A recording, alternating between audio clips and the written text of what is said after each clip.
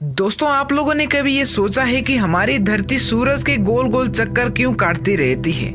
आप लोगों ने स्कूल में ये जरूर पढ़ा होगा कि धरती सूरज के गोल गोल चक्कर इसी वजह से काटती है क्योंकि उन दोनों के बीच में गुरुत्वाकर्षण बल है।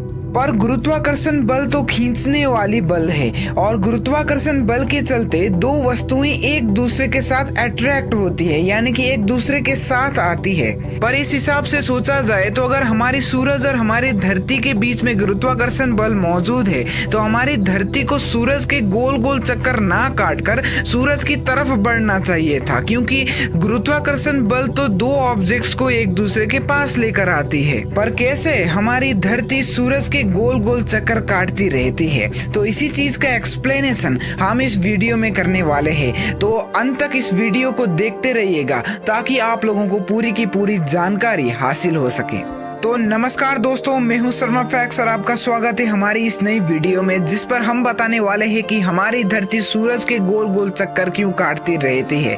तो वीडियो में आगे बढ़ने से पहले मैं आप लोगों को एक रिक्वेस्ट करना चाहूंगा, जो भी लोग हमारे इस चैनल पर नए हैं, नीचे सब्सक्राइब बटन दिया हुआ है, वहां पर प्रेस करके उस बगल वाले बेल आइकन को भी दबा दीजिएगा ताकि आपको हमारा वीडियो का लेटेस्ट नोटिफिकेशन उसी वक्त पर मिले जिस वक्त पर हम उसे अपलोड करते रहते हैं। तो बिना देरी के इस वीडियो में आगे बढ़ते हैं। धरती सूर्य के अराउंड गोल गोल चक्कर क्यों काटती है, इसके लिए भी बहुत ज्यादा थ्योरीज बनी हुई है, पर उनमें से सबसे प्रख्यात थ्योरी हमारे सर एल्बर्ट आइंस्टाइन और हमारे सर आइजैक न्यूटन का है। अभी हम Einstein's picture of gravitational force को इस वीडियो में इग्नोर करते हैं, क्योंकि अगर उसे भी हम कंसिडर करने लगे तो ये वीडियो बहुत ज्यादा साइंटिफिक हो जाएगा और लोगों के समझ में कुछ भी नहीं आएगा। तो इसीलिए इस वीडियो को सिंपल रखने के लिए हम सर आइजैक न्यूटन का ही कॉन्सेप्ट कंसिडर करने वाले हैं। सर आइजैक न्यूटन के कॉन्सेप्ट को समझने के लिए हम एक फिनोमेनन को डिस्कस करने वाले हैं, जिसके लिए हम एक एक्सपेरिमेंट करने वाले हैं। घबराइए मत, ये कोई धांसू न्यूक्लियर एक्सपेरिमेंट नहीं है और ये एक्सपेरिमेंट आपने पहले भी कर रखा है, चाहे जाने में या फिर अनजाने में आपने ये एक्सपेरिमेंट कर रखा है। तो एक्सपेरिमेंट में हम लेते हैं एक धागा और धागे में हम लटका देते हैं एक पत्थर को, और उस पत्थर और धागे के सिस्टम को हम अपने सर के ऊपर लेकर आते हैं और उसे गोल गोल जोर जोर से घुमाना शुरू कर देते हैं। इसमें हो क्या रहा है पहले तो हम ये समझ लेते हैं। इसमें हम एक पत्थर को किसी भी एक रैंडम डायरेक्शन में फेंकने की कोशिश कर रहे हैं और रैंडम डायरेक्शन में फेंक कर हम उसे स्पीड यानी कि वेलोसिटी दे रहे हैं, और उस वेलोसिटी के कारण वो किसी एक रैंडम डायरेक्शन में मूव करने की कोशिश करता है। जैसे कि इस फिगर में ये पत्थर इस डायरेक्शन में मूव करने की कोशिश कर रहा है, पर रस्सी में तनाव आने के कारण रस्सी उस पत्थर को उस डायरेक्शन में जाने नहीं देता है और अपने तरफ खींचने की कोशिश करता है, और इसी खींचातानी के कारण वो पत्थर गोल गोल घूमना शुरू कर देता है।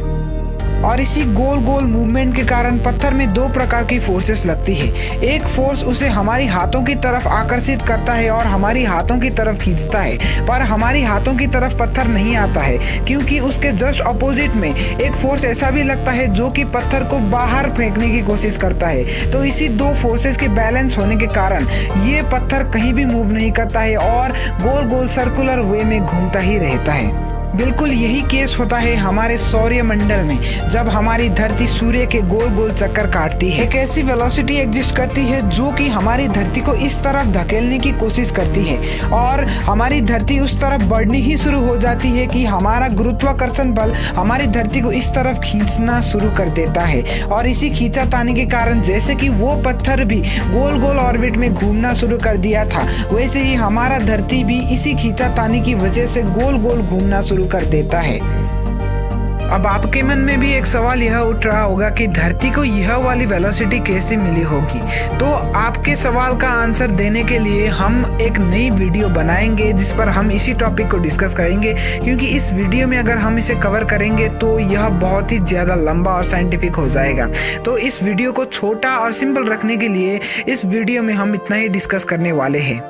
अभी के लिए आप ये सोच सकते हो कि धरती को ये इनिशियल स्पीड उसके जन्म के वक्त ही मिल गई थी और जन्म से लेकर आज तक उसकी ये स्पीड चेंज नहीं हुई है, क्योंकि आपने न्यूटन्स का फर्स्ट लॉ तो पढ़ा ही होगा कि कोई भी वस्तु अगर मोशन पर है, यानी कि कोई भी वस्तु अगर मूव कर रहा है, चल रहा है, तो वो चलता ही रहेगा जब तक उस पर एक्सटर्नल फोर्स ना लग जाए। और कोई भी वस्तु अगर रेस्ट पर है तो वो रेस्ट पर ही रहेगा जब तक उस पर कोई भी एक्सटर्नल फोर्स ना लग जाए। और इसी प्रिंसिपल को अपनाते हुए हमारी धरती सूर्य के अराउंड गोल गोल चक्कर काट रही है और उसी स्पीड को वो मेंटेन की हुई है, क्योंकि स्पेस पर कोई भी ऐसे एक्सटर्नल फोर्स नहीं है जो कि हमारी धरती को रोक सके, धरती की स्पीड को रोक सके। तो आशा है आप लोगों को यह वीडियो पसंद आया होगा। तो अगर आप लोगों को भी यह वीडियो से थोड़ी सी सीख मिली है तो आप लोग इस वीडियो को लाइक और इस चैनल को सब्सक्राइब जरूर कर दीजिएगा, ताकि हमारा मोटिवेशन बना रहे और आप लोगों के लिए ऐसे ही useful, knowledgeable, super interesting content हम लेकर आते रहे। और अगर आप लोगों को कुछ भी समझ में नहीं आया तो आप कमेंट सेक्शन में पूछ सकते हो। कोई भी डाउट है, क्वेरी है, आप लोग कमेंट सेक्शन में हमें पूछ सकते हो और हम नेक्स्ट वीडियो उसी पर बनाते रहेंगे। तो धन्यवाद दोस्तों इस वीडियो को देखने के लिए। आशा है आपका दिन शुभ रहे।